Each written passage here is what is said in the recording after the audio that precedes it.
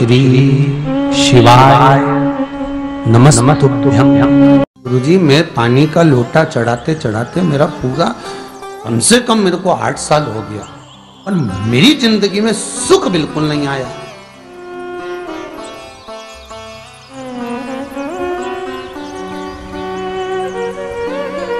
हमने कहा तूने कैसे चढ़ाया, वो भी तो सुने। तो क्या कैसे, क्या स्नान करा और मंदिर जाके लोटा चढ़ाया पानी का।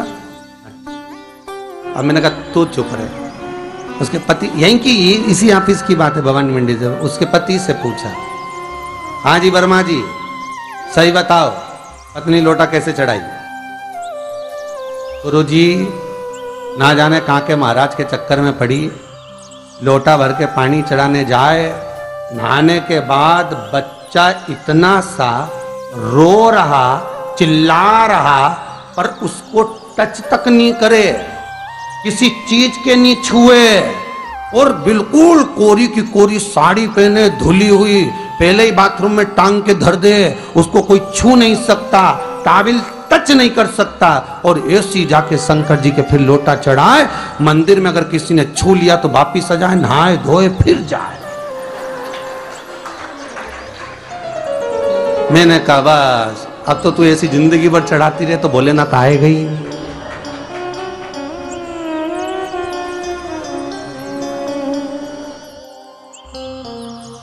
सत्य बोलो रे मिलेगा। कई लोगों ने पूछा शंकर को रिझाने के लिए कौन से कलर के कपड़े पहने कि शिव राजी हो जाए। शंकर को पाने के लिए कपड़ा बदलने की जरूरत नहीं होती, शंकर को पाने के लिए कलेजा बदलने की जरूरत होती है, शंकर मिल जाता है। कपड़े से शिव कभी नहीं मिला साहब। आप कौन से कलर के कपड़े पहन रहे हो, ये शिव प्राप्त नहीं करोगे हो। सफेद पहन लिए, लाल पहन लिए, केसर के पहन लिया, उससे शंकर नहीं मिल रहा हो।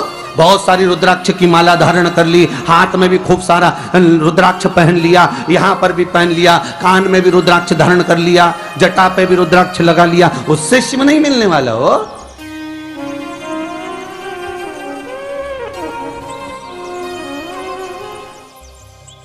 अरे भाई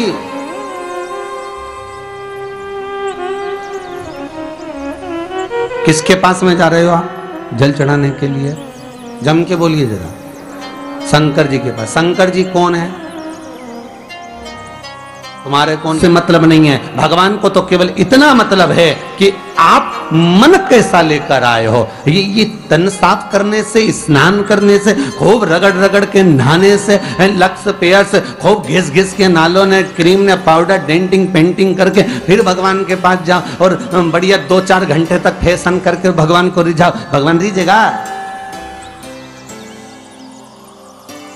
अरे गर्ग संहिता में लिखा है कि शंकर को एक बार प्रणाम करने का फल क्या है कि 10 अश्वमेध यज्ञ के स्नान का जो फल होता है वो मात्र शंकर को प्रणाम करने से मिल जाता है। कितना? 10 अश्वमेध यज्ञ के स्नान का जो फल है शंकर को मात्र प्रणाम करने से मिल जाता है। पर गर्ग संहिता कहती है कि 10 अश्वमेध यज्ञ के स्नान के बाद भी मनुष्य का जन्म वापिस मिल सकता है। मतलब वापिस तुम्हारा जन्म हो सकता है, किसी भी रूप में हो, जन्म हो सकता है। पर शिव पुराण कहती है, गर्ग संहिता कहती है, स्कंद पुराण कहती है, नर्मदा पुराण कहती है कि महाराज इतना जरूर है कि शिव को प्रणाम करने का फल उतना है कि 10 अश्वमेध यज्ञ के स्नान का फल मिल जाता है। पर गर्ग संहिता कहती है कि शंकर के चरणों में अगर प्रणाम कर लिया तो ये पक्का है कि अश्वमेध यज्ञ का फल भले कट जाए पर शंकर के प्रणाम का फल नहीं कटता, उसका वापिस जन्म नहीं होता और वो शिव का हो जाता, वो शंकर का हो गया, फिर उसका जन्म नहीं है महाराज।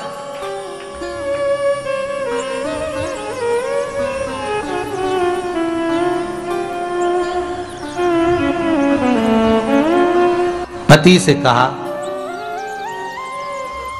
हाथ धो, स्नान कर लो जल्दी से, फिर अपन को चलना है मंदिर। पति बोला नहा लिया एक बार तो दूसरी बार फिर से नहा लो।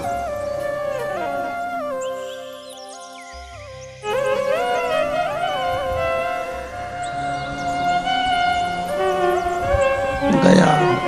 अब नी के ना माने तो कई घर में चंद्र घंटा से माथा गिरा, स्नान करा, फिर चल पलंग पे काय को बैठ गए?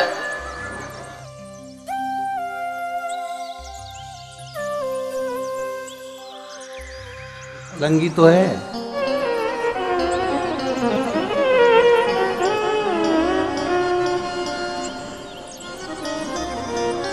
फिर से नहा के ये फिर नहाने भेज दिया। होता एक सास बेचारी मायके जाना था, मौसी की यहाँ शादी थी। अब उसने बहू से कहा बेटा मेरे को जाना है, अपने घर में छोटे से लड्डू गोपाल, उनकी सेवा है, तू एक काम कर कि तू सेवा कर लेगी क्या? हाँ मम्मी, उसमें क्या है, करना क्या है तुम बताओ। बस सुबह से 3 बार ताली बजाना, भगवान को उठाना, पात्र में रख के नहलाना, उनको पोंछना, कपड़े पहना देना, इत्र लगा देना, चंदन लगा देना, मुकुट लगा देना, सुंदर अलकावली सब पहनाने के बाद में भगवान को दर्पण दिखाना। जब भगवान को कांच दिखाए, दर्पण दिखाए, भगवान मुस्कुरा दे, तब भगवान को भोग लगा देना। हाँ मम्मी इतना तो मैं करूंगी, और बाद में भगवान को वापिस सुला देना। हाँ इतना सा कर लूंगी। सास बिचारी कह के चली गई। अब बहू सुबह से उठ के 3 बार ताली बजाई, भगवान को उठाया, बिठाया, नहवाया, तैयार कर दिया। तैयार करके जो दर्पण दिखाया तो भगवान तो मुस्कुराया ही नहीं। अब इसको कौन समझाए कि पीतल की मूर्ति कोई हंसे है? पर उसने तो विचार करा कि सास कह के गई भगवान जब मुस्कुरा दे तो उनको भोग लगा देना। अब भगवान तो कोई मुस्कुराए नहीं, ये दर्पण दिखा। इसको लगा कि मेरी सेवा में कोई कमी रह गई। इसने भगवान का कपड़ा वपड़ा वापिस उतारा, इनको वापिस रजाई में सुला दिया। अब भगवान को वापिस रजाई में सुलाया, फिर आ गई, 3 बार फिर ताली बजाई, भगवान को फिर उठाया, फिर बिठाया, बिठाने के बाद में फिर उनको कपड़े वपड़े पहनाकर फिर दर्पण दिखाया, पर भगवान तो मुस्कुराया ही नहीं। ये वापिस इस सेवा में गलती रह गई। वापिस इसने सब कपड़ा उतारा, भगवान को फिर सुला दिया। सुबह 8 बजे से नहवा रही, कपड़े पहना रही और सुला रही। 1 बज गई।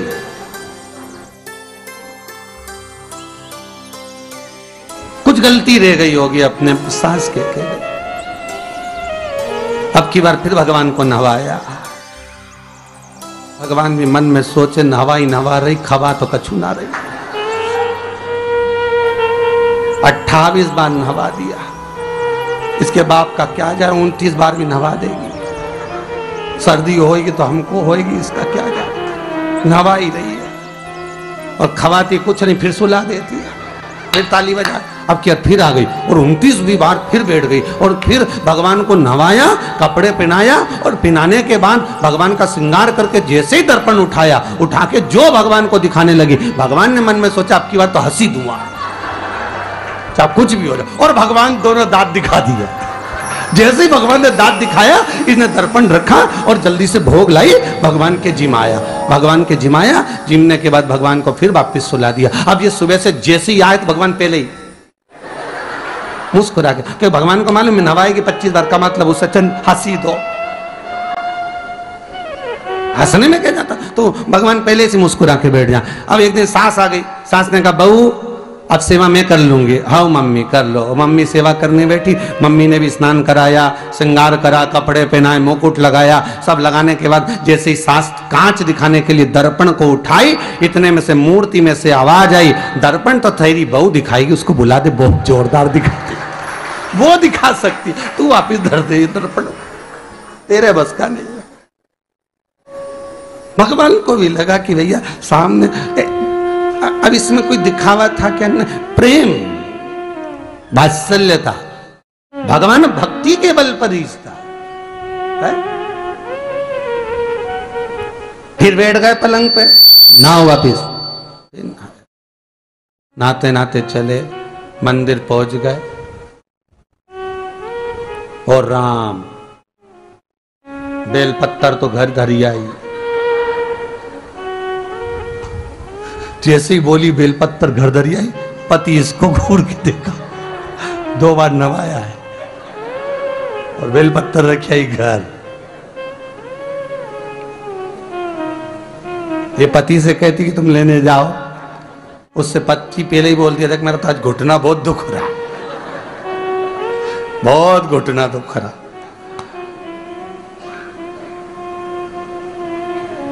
ठीक है, तुम बैठो, मैं आई अभी घर से। अब घर जाते जाते मालूम पड़े फिर कहीं का कोई छुआ गया तो नहाने बैठ गई। फिर आई, इसकी जो पूजन की थाली रखी थी, कोई भगत आया बेचारा, उसने सोचा मंदिर की थाली है, सब चढ़ा चुड़ू के चले गया सब। पति से बोली तुमने अकेले ही पूजन कर ली, मैं तो करा ही नहीं। ये नंदी जहां बैठा उसके पास में बैठा, मैंने हाथ नहीं लगाया। तो ये सामान कौन चढ़ाया? इनकी आई थी, सब चढ़ाया। तो कि शर्म नहीं आई? बेलपत्तर तो था ही नहीं। तो क्या सियोर वाला महाराज की कथा सुनी थी, शंकर जी पे से उठा लिया, धो के चढ़ा के वो गई, वो चली गई। शिव ये नहीं कह रहा कि तुम वस्तुएं बटोर कर लाओ। शंकर कहता तुम्हारे पास में मिल जाए तो समर्पित कर दो, नहीं मिले धोया, वापिस शिव को चढ़ा दिया, वापिस शंकर को समर्पित कर दिया। शिव स्वीकार करेंगे। एक महीने तक भी एक बेलपत्र को धोकर शंकर को रोज चढ़ाते रहो तो भी शंकर स्वीकार करेंगे। उसमें भगवान ये नहीं सोचेंगे कि निर्माल्य है, स्वीकार करेंगे।